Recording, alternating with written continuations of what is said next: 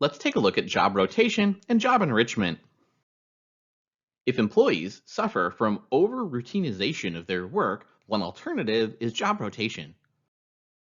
New managers are sometimes rotated through jobs too, to help them get a picture of a whole organization. Job rotation can be applied in any setting where cross-training is feasible, from manufacturing to hospitals. The use of job rotation has been shown to increase job satisfaction and organizational commitment. Job rotation does have drawbacks. Training costs increase for each rotation. Overall, disruptions and loss of productivity can result when members of the work group must adjust to new employees.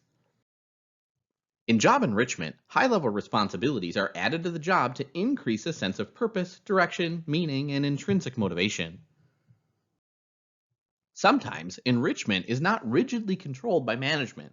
Employees, especially those in occupations experiencing high industry growth, have been known to enrich their own jobs and become satisfied as a result. Early reviews suggest that job enrichment can be effective at reducing turnover.